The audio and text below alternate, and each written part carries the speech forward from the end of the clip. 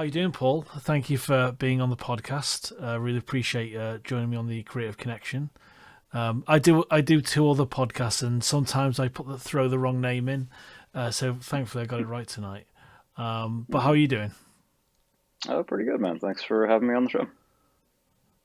Um, I don't know. I can't remember how I came across yourself and your music. Whether it was a Spotify thing or because I love John Carpenter. You see, I love his music. I love his movies. Um, but yeah, how did you kind of get started in music? I know it's like a kind of a very straightforward question, but it's very Hmm. different for a lot of people how they get into their field. So, was it music Hmm. being played at home, or was it watching movies in the cinema? How did it kind of get started for you? In part, it was music being played at home. I mean, I kind of came from like a semi-musical family, I would say. My dad did a little bit of playing music here and there. He, as a kid, played a little bit of violin. He actually got into playing classical piano much later in life, kind of as a hobby. And yeah, there's kind of two things that I remember musically growing up in terms of music I was hearing in the house. My dad was real big into classical music. That was a pretty big thing. There was always some kind of Bach or some kind of Baroque Yeah, music primarily. Big orchestral stuff, that kind of thing. The other flip side of it was a lot of Pink Floyd. I was hearing a lot of Dark Side of the Moon and a lot of kind of progressive, psychedelic infused type of music that those two very similar things, I think, in a lot of ways. When you look at a band like Pink Floyd and a lot of the sort of progressive rock stuff from the '70s and stuff like that, it's a lot of rock musicians that were trying to kind of attain the same level of kind of artistic credibility as classical absolutely. musicians or even jazz or any of that kind of stuff. So in a lot of ways, that was kind of two sides of the same coin overall. So there was always interest in music. I think when I was a kid and my school started, having instrument programs, stuff like that, I was really eager to, try my hand at a few different things. And, I played a bit of flute as a kid, saxophone almost stuck until I changed schools and then, they didn't have a saxophone program at the new school or something. But Yeah. primarily, I'm a guitar player. I've been playing for over 20 years at this point. I've got a bit of a background in classical piano as well that I kind of lean into in a lot of my film work. But for me, a lot of what it was, as a kid, I was obsessed with music. I begged my dad for an electric guitar just incessantly and repeatedly. And, one day he finally said, "All right, fine, here you go." And from that moment on, it was just, if I heard a song that I thought was cool, coming on, the radio or whatever, I had to go grab my guitar. I had to figure out how to, play along with the track, whether it was, the right part or not. It's just very, very obsessed with kind of the idea of deconstructing these, pieces of music that I was just really in awe of, I think, as a kid at that particular time.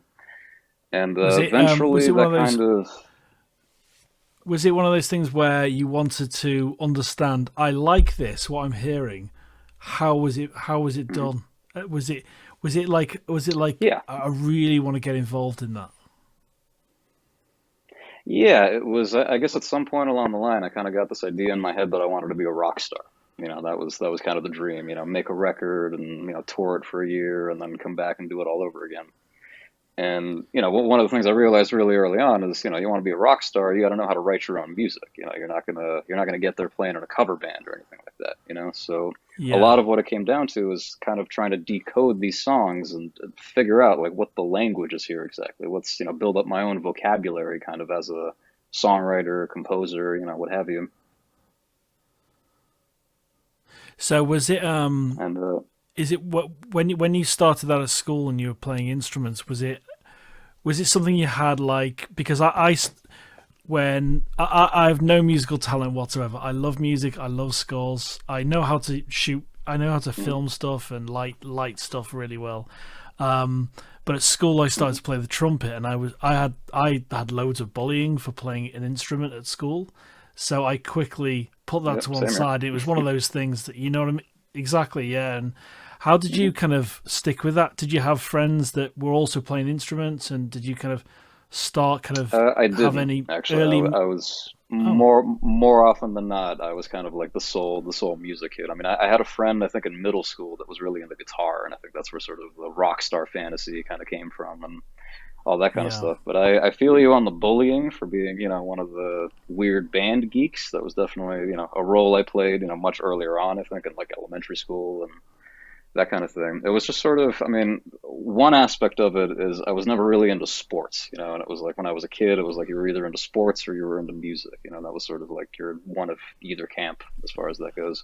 So I think that was, Yeah, when I that's played the flute or the saxophone, like in school bands and stuff like that, I was like, all right, well, I'm no good at the sports stuff. I guess I'll try my hand at this other thing, yeah. which was very different. I think that, when I got into piano and guitar, which was more sort of on my own, I'm self-taught on both of those instruments. And a lot of that was more from actual drive to, I was hearing music that I thought was really cool. And the only thing going through my head was, man, how can I do this?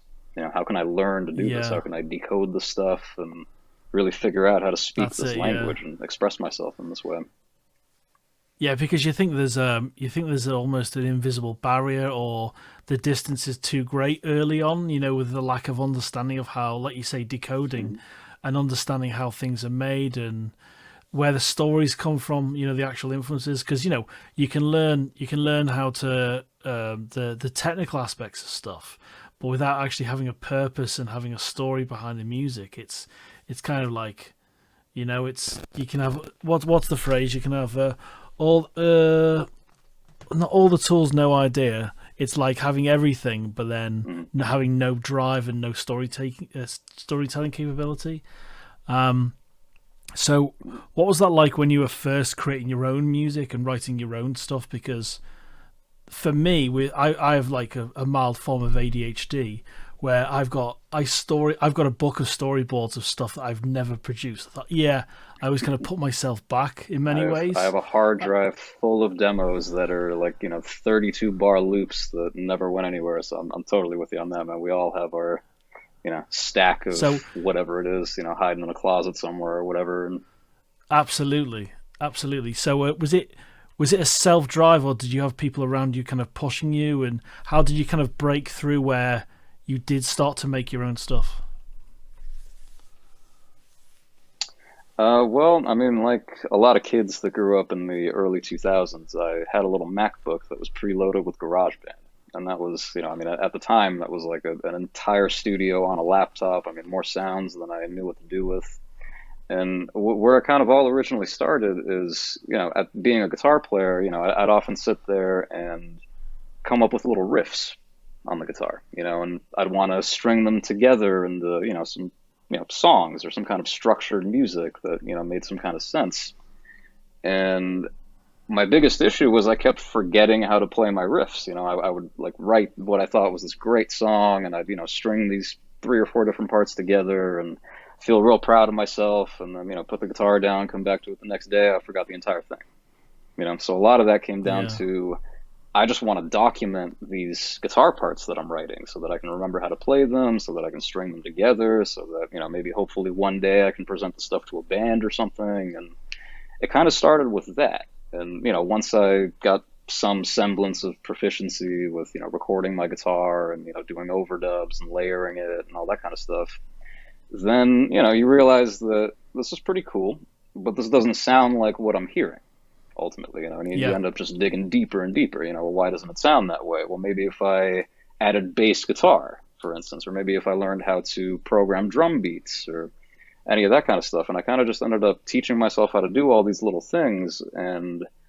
kind of out of necessity turning to this, one man band kind of approach. Another big part of it too is I always wanted to play with other people, but there was nobody that I knew, like nobody at my school or anything like that, that, was interested in the kind of music that I was interested in. Particularly, I remember trying yeah. to find a drummer just being the absolute biggest headache. I knew like three people that played drums, and they were all into completely different kinds of music than what I was listening to. So I Yeah. figured, hey, I can do drums myself, kind of. I can program them in on the computer, and do my best to make them sound semi-realistic and all that kind of stuff. And it's just kind of one thing leading to another. One thing piling on top of the next, and eventually you So end up here. how with being a one man band, and I'm very much like that as well, because I kind of started to do freelance filmmaking and corporate stuff I didn't really want to do, and I was shooting, editing, and doing Mhm. all of that. and it was out of necessity more than anything else, because it's like a budget thing. Had no extra budget for anyone else. I was buying my own equipment, supporting myself and family. So what was that like when you started to actually have people work with you, whether it's a filmmaker or a composer, like with Turbo Cola, or even smaller, short films? What was that like? I want to know what that's like for the first time, because it's a completely different world, isn't it? Because I'm an editor at heart, so I've been doing editing since 2001. So I think we're probably a similar age in that respect in terms of what we've worked on, how long we've worked on things. So what was that like when you started to have that wider collaboration, where you think, oh, I'm going to want to write film music, but I have to obviously, there has to be a film there. So what was that like for you, from your kind of history of music and being on your own and being one-man band? What was that kind of progression like? It was an interesting pivot because it definitely felt like, doing the one man band thing and being familiar with, music production on the computer and knowing how to, program a synthesizer or drum machine or any of that kind of stuff. Obviously a lot of the tools were kind of already there, but a lot of it came down to kind of reframing what I do in a lot of ways. I tell people this all the time, film scoring is actually not all that different from writing a song. A lot of people make them out to be these two totally different disciplines. Like, film scoring is just this impenetrable fortress, full of gatekeepers and, all this training that you have to have and whatever else. I don't think it's really Yeah. all that different from writing a song. I think the main difference is that rather than writing to support a vocal, you're writing music to support visuals on screen, you're writing music to support dialogue, things like that. That takes the place, I think, of a vocal in that kind of sense. And I tend to approach film scoring from that kind of songwriter's mentality and not sort of overthinking it too much in terms of, well, does this sound like film music or not? It's just sort of, does it evoke the emotions that it needs to evoke? And that was something, kind of a conclusion that I came to much later on, because you asked me, for instance, about my first experience with, collaborating with a filmmaker. I had a friend back in 2017 or so who was also a musician, also an audio engineer. He actually had a studio fairly close by to where I had mine at the time. And he had a friend who was going to film school who was involved in one of those 48-hour film challenges. Yeah. And, he came up to me. I was like, hey, man, this friend of mine, he asked me if I'd be interested in composing his score for this 48-hour film project.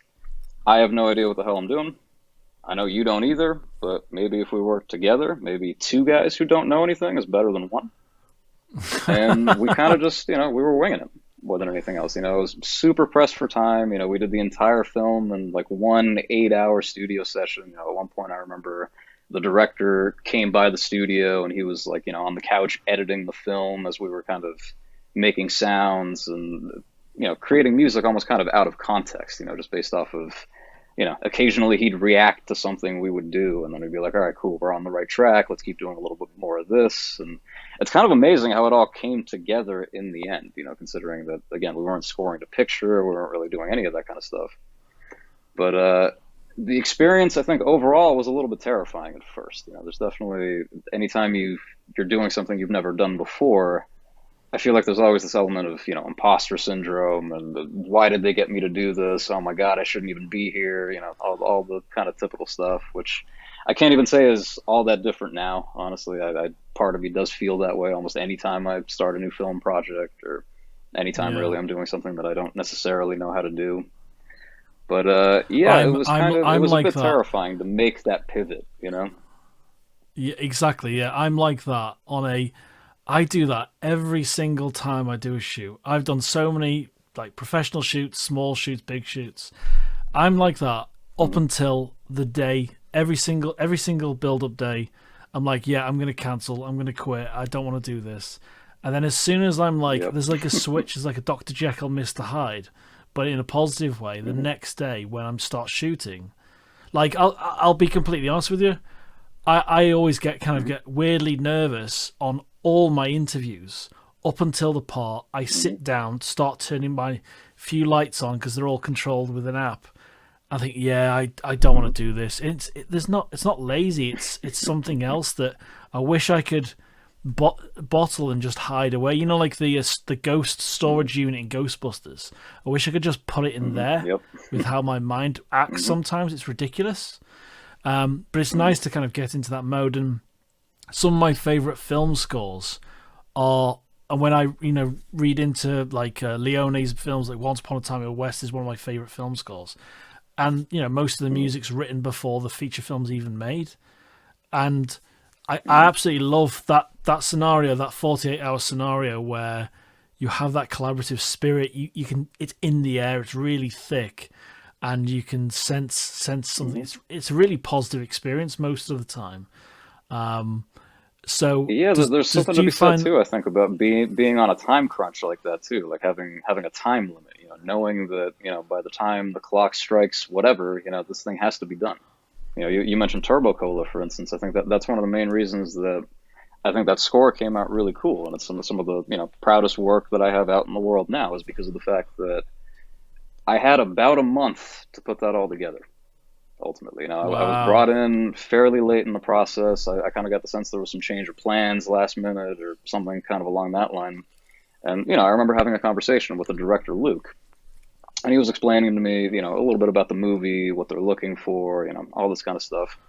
And I still remember as he was about to hang up the phone, he said something like, and the one thing that might just, sink this whole thing is we're kind of trying to wrap up post by the end of the month. Is that crazy? Can you do that? And of course, I'm on the phone with him. I'm like, yeah, absolutely, sure, we'll make it work. Whatever we got to do.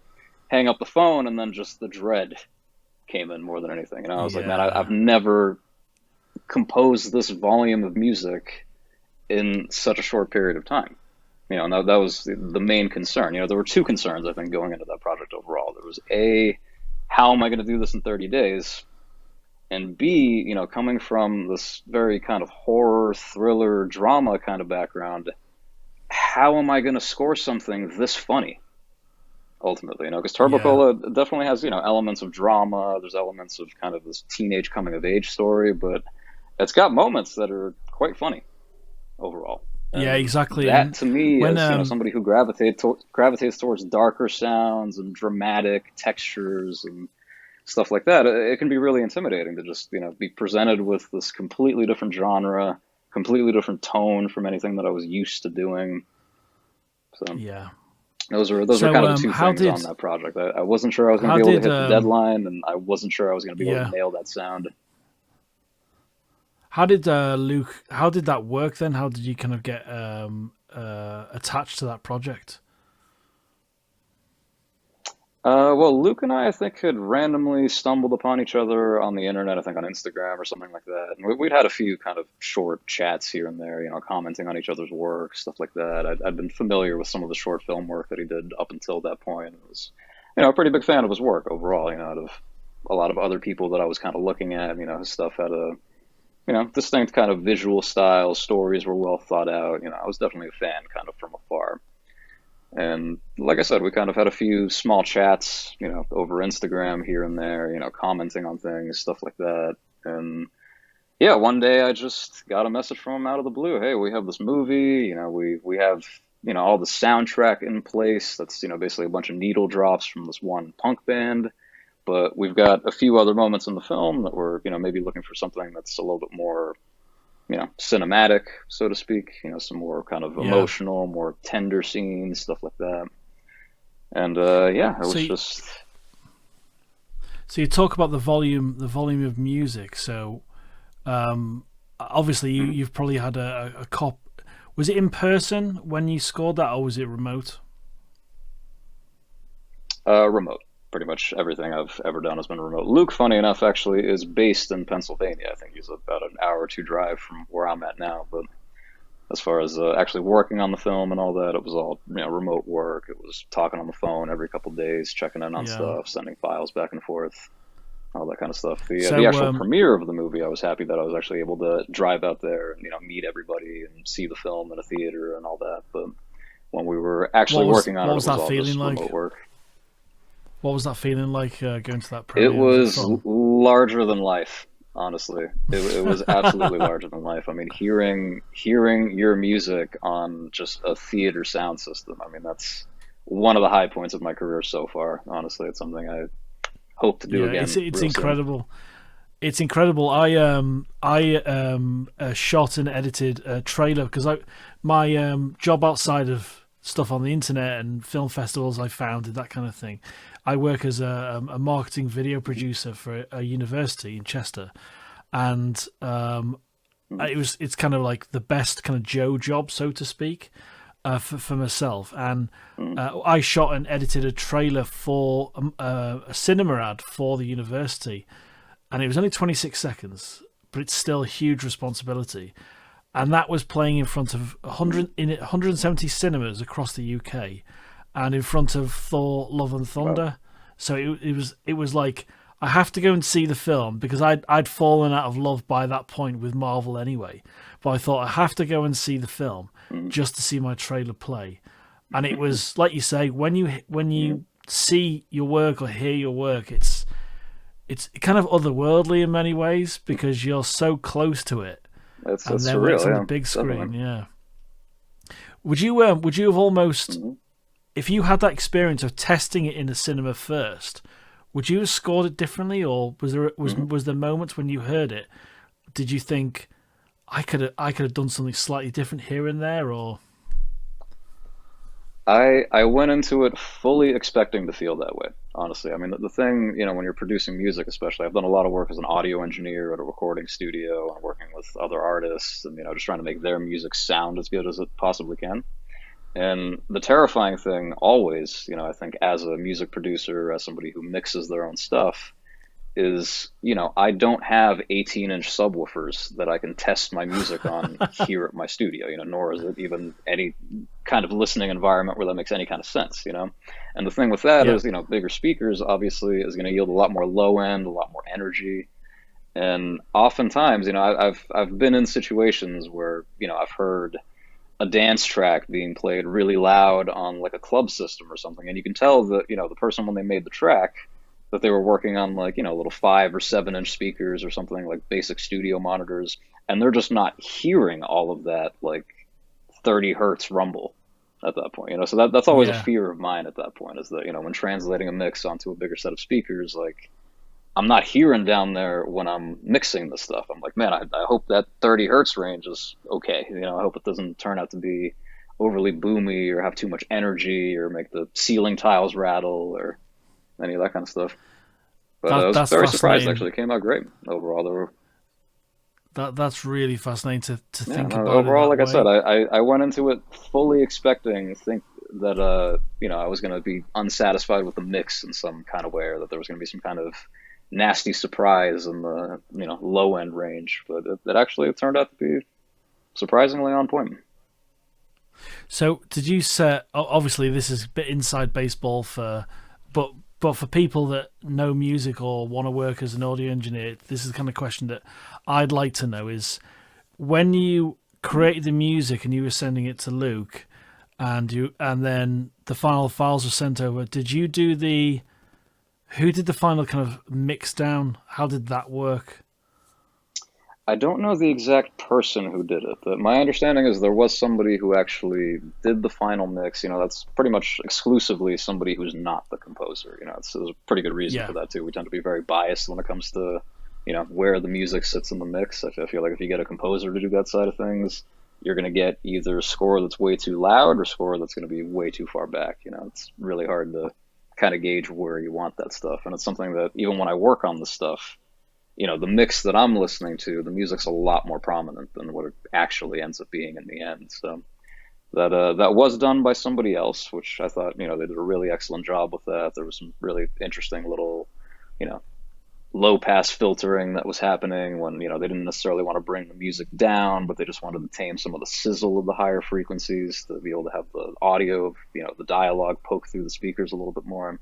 yeah. So actually, I did notice a few little details like that in the mix that I thought were actually quite well done. So it obviously did pass That, through a second set of ears after my own too, which is always a good thing. Absolutely. When you, I think it's one of those things that when you see your own work on the big screen, especially score for a feature, it even before that, and your understanding when you watch a movie and you see or you say you're a kid of the 90s and you buy DVDs and you hear commentaries and you start to understand it's a team effort. Making a film is a team effort from visuals to sound and everything. Hmm.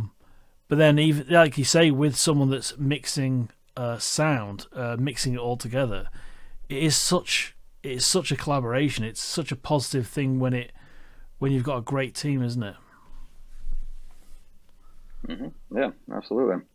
That's the beauty of film, I think, overall, and that's why, as much as I love music, and it's the thing that, was my first love creatively, and it's, what how I ended up doing what I do. There's a part of me that like really can't help but feel like the highest art form out there really is film, because it's something that encompasses music alongside all these other disciplines and all these other creatives working at, the highest of levels like that, collaborating to really create something that's so much bigger than any of us at that point. The old saying really rings true, that it really comes down to a lot more than just the sum of its parts. And that's something I really appreciate Absolutely, about film as a medium, and just one of the coolest things about working in film like that, working with other people whose work you really respect, and kind of having the absolutely, privilege and of being able to contribute something to that.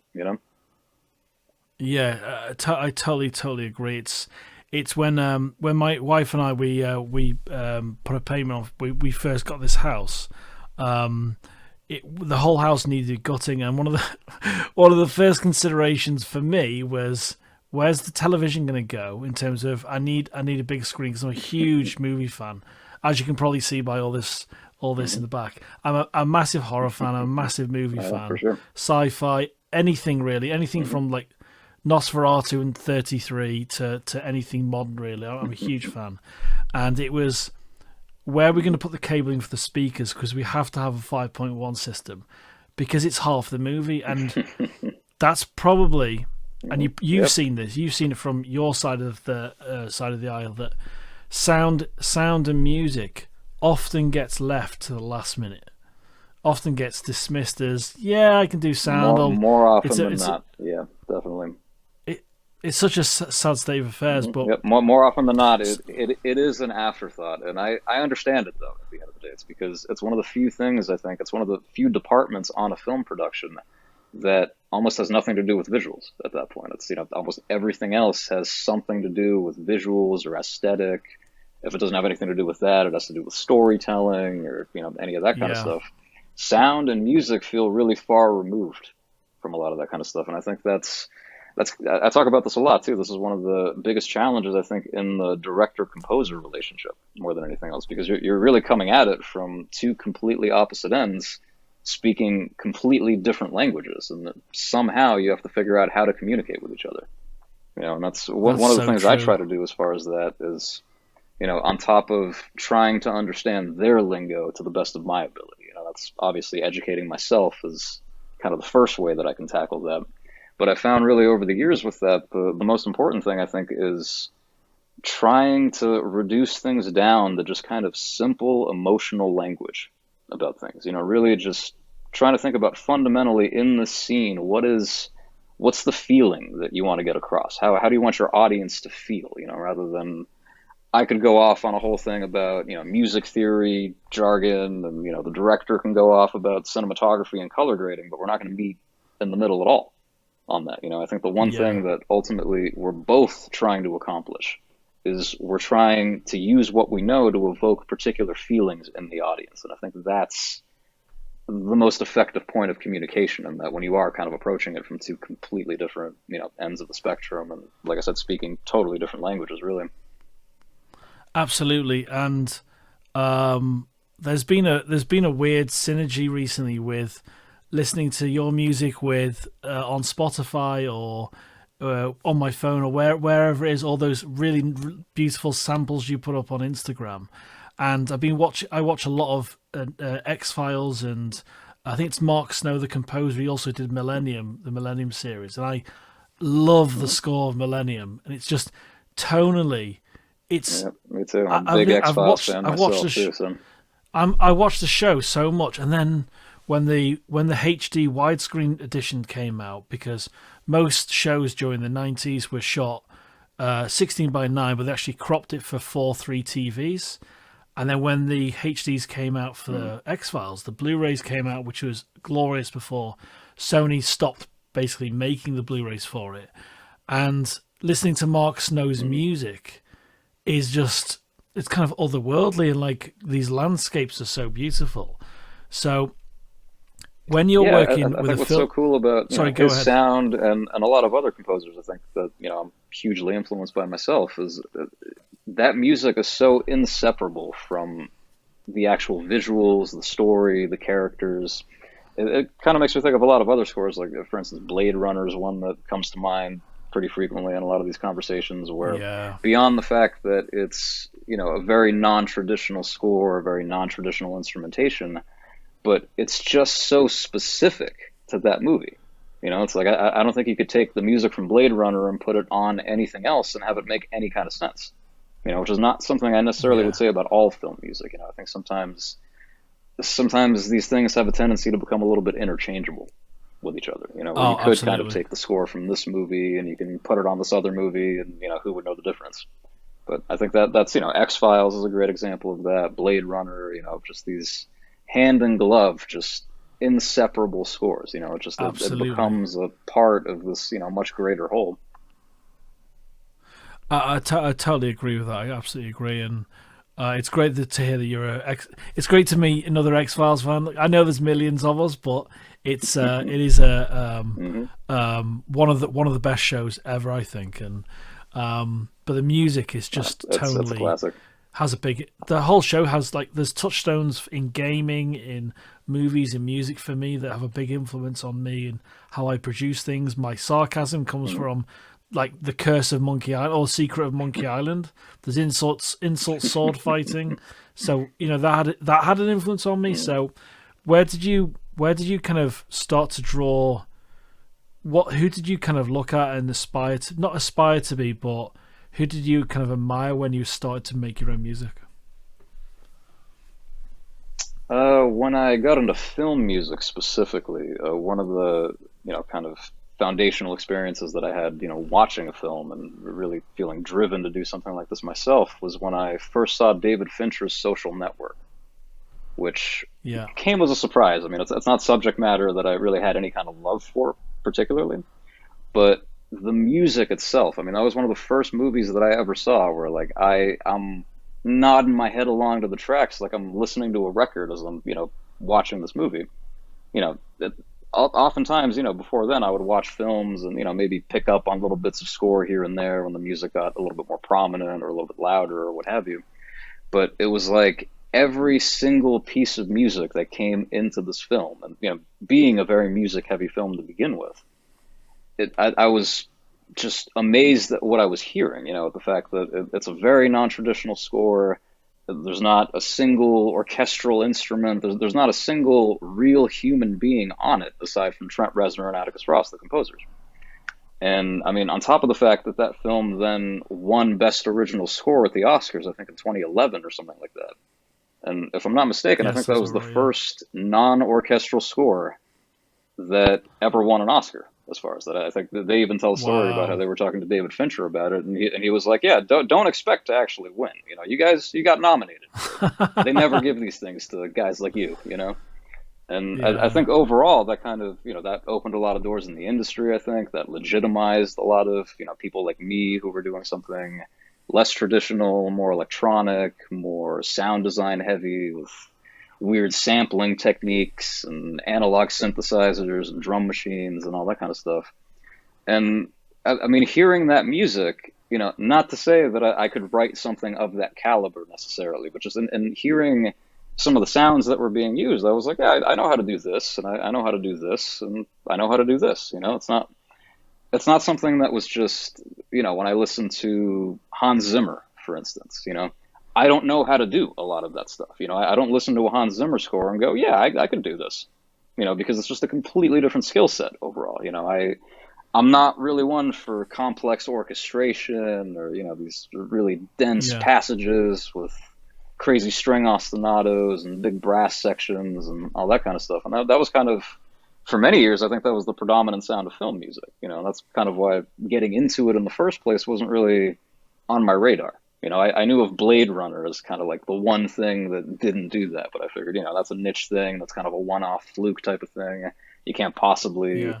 expect to have any kind of a career doing this kind of weird stuff. And it's interesting, man. The last like 10 or so years, I think there's just been an explosion of different styles within film music. It's not just this like cookie cutter, like you have to sound like this kind of thing. I think there's still a lot of orchestral stuff. There's still a lot of traditional instruments, but there's synthesizers and drum machines, and again weird sampling techniques and modular synths, and it's kind of interesting. A lot of I think composers that are coming up now, we're sort of finding our own voice by figuring out like what the ratio of organic to synthetic kind of is in our music in that sense. We all make these hybrid scores, but I think we all kind of take a little bit of a different approach as to how much do I lean into the electronic thing? How much do I lean into the more traditional thing? How do I blend those things seamlessly? There's a lot of composers that try to do that. And I mean, Hans Zimmer, for instance, is one of them. He's always combined acoustic and electronic elements. But then compare him to, somebody like Johan Johansson, for instance, who, also is very kind of traditional in terms of, working a lot with strings and that sort of thing, but also incorporating little bits of, electronics and more textural stuff. And I mean, you Yeah. could say both of those guys are hybrid composers, but the way they approach it is, night and day. You would never confuse one's music for the other.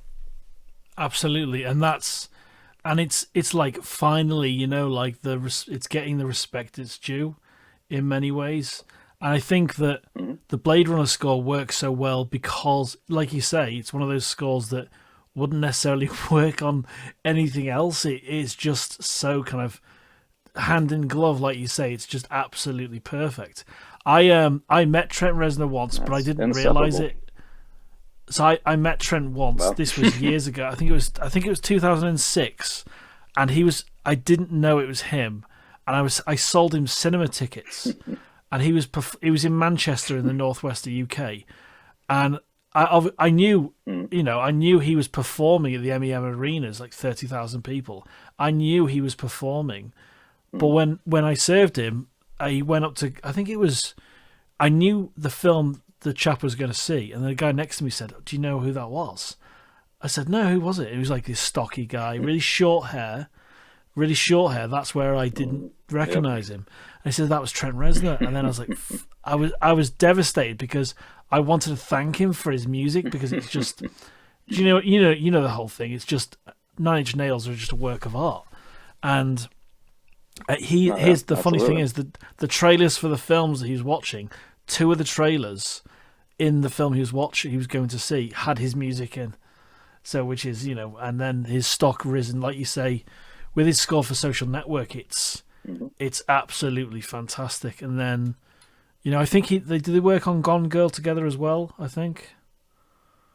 Oh yeah, they've worked on every David Fincher film since Social Network. So Gone Girl, Girl with the Dragon Tattoo, Mank, even Yeah. even though that's like such a period piece, music of the time, big band jazz thing. That's also them too. Wow, it's incredible. So yeah, I can totally appreciate, and see where the influences are from. And um, what do you kind of make of? Do you think there's do you think there'll ever be a thing where you'll you'll work in collaboration with someone that's like has kind of a classical base, because that kind of not kind of it's difficult to kind of meld the two, but then when you see something like Blade Runner, it's kind of possible in some ways. Um, but yeah, Hmm. that's kind of a thing for the future possibly. So how do you kind of where do you start when you're like, let's take Turbo Cola for instance, and there's a certain scene. Where Hmm. do you start in terms of scoring that? Is it notes from the director, or is it like you start kind of creating stuff like you used to when you started out? So every project is a little bit different in that regard. Turbo Cola, I think I was really fortunate to work with a director that like really had a vision for music, whether he didn't necessarily know stylistically what he was looking for. He didn't necessarily like give suggestions as far as, instrumentation or any of that. I mean, there was a little bit of that, but it wasn't really anything too defined as far as kind of genre or anything like that. But Yeah. Luke is somebody who if nothing else, you can tell he's put a lot of thought into music. So certain directors are less music heavy than others, but he actually came to me with this nice spreadsheet of this is every moment in the film where I can imagine having score, which didn't necessarily Yeah. mean that every single one of these moments needed score. It was just sort of I was watching the film and I figured this scene could use some music, this scene maybe could use some music, et cetera, et cetera. And I mean, that certainly helped with the 30-day deadline more than anything else. He definitely kind of did a lot of my homework for me in that kind of sense, because I do spend a lot of time otherwise when I don't necessarily have, the spreadsheet. I have to make my own. I spend a lot of time before I even write a single note of music or sit down at a synthesizer or anything like that. There's kind of this early conceptual phase, where there's lots of spotting sessions happening, either me by myself. Other times it'll be, with a director over a Zoom call or something like that. And we can kind of both talk about it as we're watching it. It really depends in that regard. But it's a lot of kind of conceptualizing, and just really thinking about. I'll give you an example now. For instance, I'm pitching some music for a short horror film right now, and I just started writing music this morning for it. I've watched the film a couple times. I've been kind of going over it in my head for the last couple days.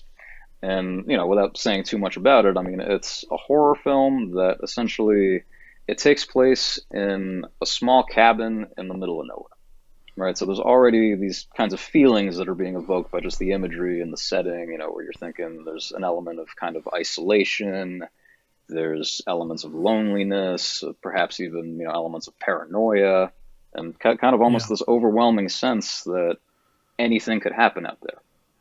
And those are the terms that I'm thinking of in this conceptual phase. Then when it comes to what am I actually going to do, then it's like, all right, well, those feelings that I just described, what in my studio in this room, what is that?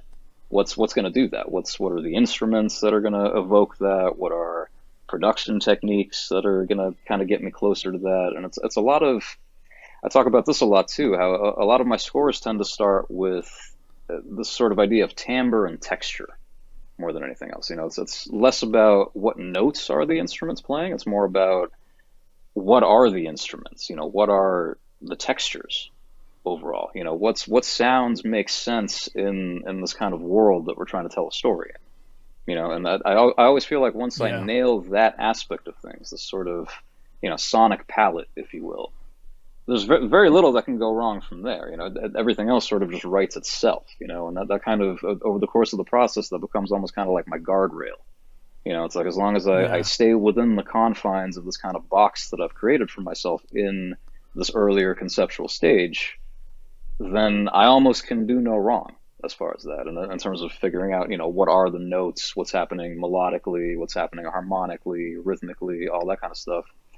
It's a lot easier to kind of reduce the possibilities down a little bit, even in that regard, when you know that you're writing for a certain set of instruments and you're leaning into particular techniques or particular pieces of gear or any of that kind of stuff.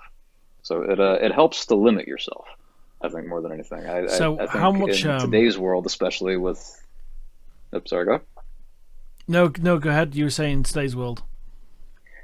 Yeah, I think in today's world, with technology being what it is, and the fact that I'm sitting here in the studio that's got all these different instruments and more software than I know what to do with, and all this kind of stuff. It's Yeah. any sound that I could possibly think of, I can make, and that's a beautiful thing if you know exactly what you're trying to make. But if you go into it without this like clear intention of things, I mean, the option paralysis always sets in at that point, and then inevitably you find Uh, yourself, hun- putting things together that don't necessarily make any sense. yeah. Yeah. I find that a lot with composition. That's why my kind of guiding tool is that helps me discover the kind of visuals of how I want to shoot something is my storyboards. I have to use storyboards. Some of the best cinematographers in the business, Hmm. they don't use storyboards at all. They can just visualize things straight away. Hmm. And that's something that really fascinates me about music creation and scoring, that the discovery of the music, even if it's potentially accidental or how looking at certain sound Yeah, pads oftentimes it or is. pressing key. Exactly, and that's really fascinating to me, and that's what I like about that. That 48-hour challenge you had is that collaborative meld, that really nice meld, and being able to do that. So, did you find you had limited time to discover some of the music, or was it? How did you kind of? There must have been like that compressed time you had on that feature. So, did you have a kind of a limit? Was it a very limited time for discovery, or did you kind of have an idea straight away because of that spreadsheet? Initially, I kind of went in the wrong direction with it. There were kind of two things working against me, I think, on that score. The first thing, obviously, was the time limitation itself.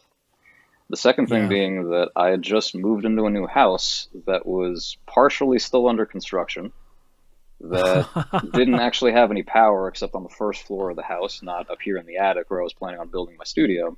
And I wasn't Wow. expecting to take on a project during that time. I had told myself, look, I'm going to take a month just to, get myself situated, get this electrical work done, get the studio set up the way that I want. And Yeah. I think it was the day that I moved here. I got that message from Luke. And, it was the kind of thing where I knew his work. I wanted to work with him. It wasn't going to be the kind of thing that I was going to refuse. So I ended up Yeah. just, putting together this little makeshift studio, just as minimal as can be. I remember still, it was basically just my computer. It was one, what they call a semi-modular synth, essentially. That was kind of the most flexible Yeah. instrument that I had access to at the time, that I figured whatever I have to do, chances are I can do it on this.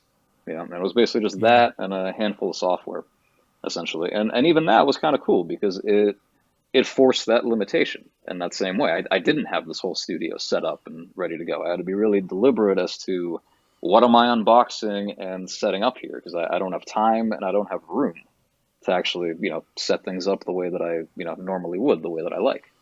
And I think even Yeah. that, like, there was a lot of creativity that was born from that set of limitations between, I think, the time limit and not having access to my, typical bag of tricks that I usually would rely on.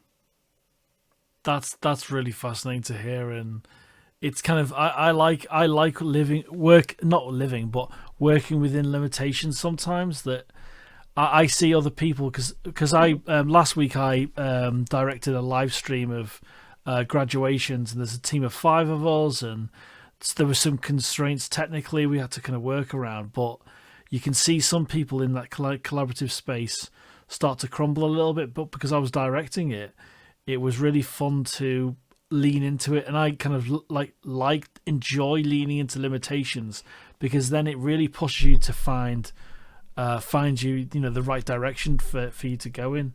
But it's really fascinating that you had a really minimal Yeah, and, setup for and that. I think limitations are something that. Sorry, I said limitations. I think are something that really give a piece of music, and I think a piece of art, it's personality. I think like any kind of sense of identity that a film might have, or a piece of music might have. I think a lot of that comes down to what the limitations themselves are. I think those things, that they add character, they add personality, they that again Yeah, create this whole sense of identity for the piece itself. I totally agree. Um, so, what are your kind of? Do you have favorite scores, favorite pieces of music, or favorite moments in film? Obviously, you mentioned Blade Runner, but is there anything that's come out fairly Mhm. recently you've liked the liked at the cinema or at home? Yeah, so I've actually, as of late, I've been really studying the music of Johan Johansson, who I mentioned earlier. And I've been kind Yeah, of going through a lot of films that he's worked on. I've been deconstructing the score from Arrival a little bit because I think there's such cool little production things that he does there, and how he utilizes voices, especially in that, whether it's kind of in the traditional sense of a singer singing over the top of the music. Other times he's doing this really interesting sampling thing where he's sampling a phrase and then he'll like chop it up rhythmically in various ways, and all kinds of stuff like that. So Arrival has been one that's just kind of been in my regular rotation as of late. 'Cause there's actually a project that I have coming up that I think would really benefit from that type of sound. So I'm trying to kind of really absorb a lot of like his kind of work. And I actually stumbled upon something pretty cool the other night. I never realized that he actually had directing ambitions as well. And he unfortunately died in 2018. He never got to finish his feature film, But I guess I think about 3 years ago or something like that, like a friend of his or a co-composer of his actually finished the film itself. It's called Last and First Men, which is an experience overall. I'll definitely say it's very surreal, very kind of slow shots, these really slow camera movements, and it leans really heavily into the music and the atmosphere that he's creating within that. While he's got Tilda Swinton reading from I forget what sci-fi novel it is exactly, reading from some old sci-fi novel and kind of telling the story of that book, but almost with images that have nothing really to do with what's being spoken. They're sort of things that, in an abstract sense, they evoke a lot of similar feelings. I think to a lot of what's being narrated over the top of that. But I saw that the other night. Actually, I was really pretty fascinated by it overall. It's the kind of thing where you can definitely tell this was made by somebody who makes music. Even though it's a predominantly Yeah, visual kind of thing. So that's been it's something that's fascinating kind that. of been in my mind a lot since I. And I totally agree. It's the same thing from an editor's point of view, like putting films together. It's just sometimes you see some really subtle things that you're not look obviously with, especially with editing and some of the visual kind of aspects of filmmaking. You don't look for the seams, you don't look for the reasoning. Like my one of my biggest influences is Walter Murch, and he's just an absolute genius when it came to working on many aspects of Apocalypse Now and a lot of other huge movies. And it's just the subtlety to certain things, and it seems so simple sometimes.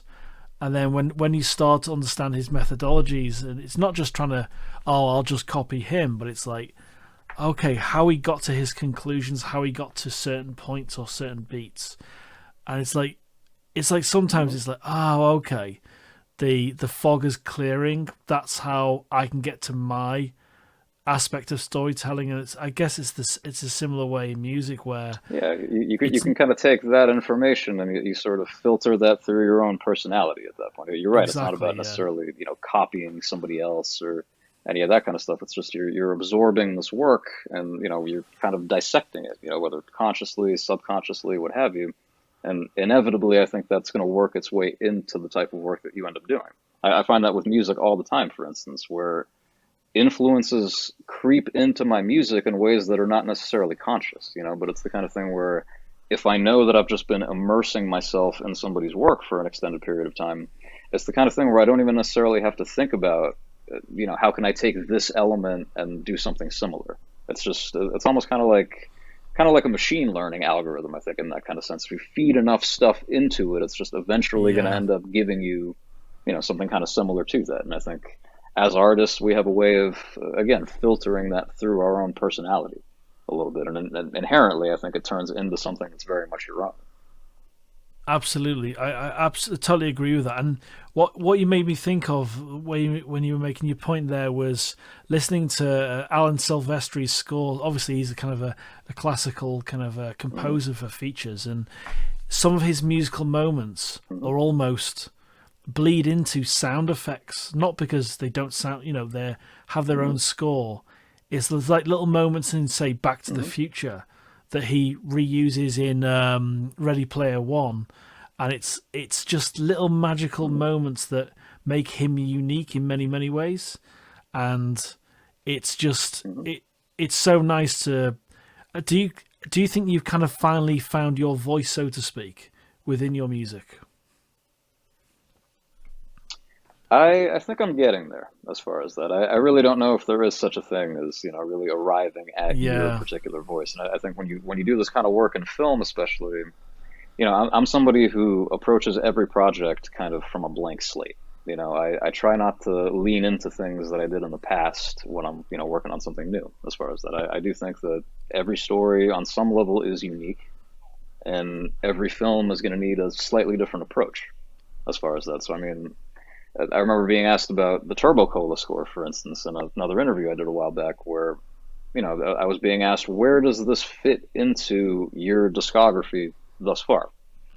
And I remember my answer to that question was, it doesn't really fit in anywhere because every film is kind of its own unique entity. You've got Turbo Cola, for instance, on the one hand, that we did something that was very kind of 90s down-tempo trip hop type stuff. Lots of drum machines and, gritty, digitally degraded synths and, all kinds of like cool lo-fi stuff and that sort of thing. And that worked really well for a movie that takes place in 1999, where the protagonists are a bunch of teenagers. It's like, oh, how can we make music that maybe sounds like something these characters would actually listen to, you know? But then, for instance, there's another film that I worked on fairly recently that's, kind of a quirky comedy kind of thing, where the main instruments are electric guitars and marimbas. Completely different sounds, completely different sonic palette, completely different, melodic and harmonic ideas that I lean into on that score because the tone of the film is just completely different.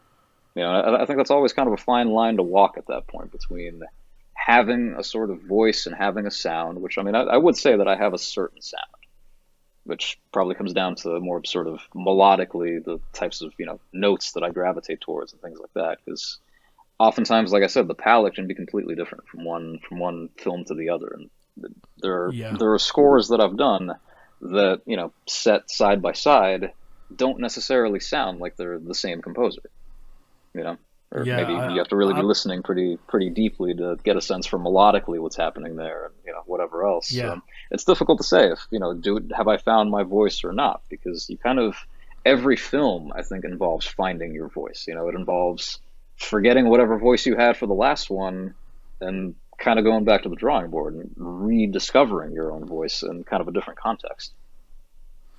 I totally agree, and that's also made me think of an avenue or an area of cinema I wasn't kind of not necessarily aware of, but didn't watch, not because of kind of bias in any way.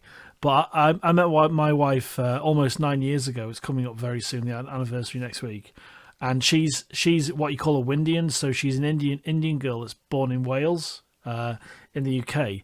And I love the traditions, and I wasn't a huge fan of kind of Indian music or anything like that. But then she started to introduce me to Indian cinema, and there was one particular film called Mr. India, and I posted about it recently. I absolutely adore this movie. It's an 80s film, and it's like The Goonies mixed with some sort of science fiction thing with Indiana Jones, and it has huge pieces of music in it. All right. And All right. there's a piece of music in it that it's not sung by the two actors in it, and Anil Kapoor, who's a huge Indian star. But you'll have a little. You should look into it. The reason that I mention this piece of music is because it has what I would say, from my point of view, is almost Western score in it, in this piece of music where they're dancing and he's invisible for one reason or another. It's kind of ridiculous, the plot, but it's fantastic. And there's the what you call Bollywood or Indian cinema music as well, and it's this dance of music. And I've rarely kind of heard anything like that. And I've played it in my car almost every day when I go and do a shoot or come back or go to Tim Hortons or something and then come back. I'm just obsessed with it now. And it's almost like I don't know where this appreciation's come from, because I'm so used to, I'm quite eclectic. My cinema, what I watch, like anything from John Woo, his early stuff, his action stuff with Chow Yun-fat or Nosferatu or European cinema. I think I've got quite a wide-ranging taste. But then when I saw that and heard that, especially hearing it, it was like, wow, this is this brand new flavor, So I think that influence that's can come what gets from me about anywhere, a good piece of music too, man. It's when I hear something that I haven't heard before, which is so hard in music. We have 12 notes to work with. That's it. There's no more than that. So, trying to come up with something original, I think it's such a difficult thing just within the medium of music overall. And so some of my absolute favorite stuff is some pretty weird music that, can be a pretty strange amalgamation of, various different styles that, maybe on paper you look at it and you go, there's no chance in hell this could work. And then you hear it and you're like, wow, they pulled it off somehow. I think that's the most interesting thing to me, is just hearing something fresh that I just haven't heard before in some kind of way. Not to say that, there is necessarily such a thing as a completely original idea, but I think just in combining pre-existing things in ways that are new and fresh, that's what does it for me on a piece of music every time. It's not about a pretty melody necessarily, unless that's, done Yeah, in some kind of way that I haven't heard before.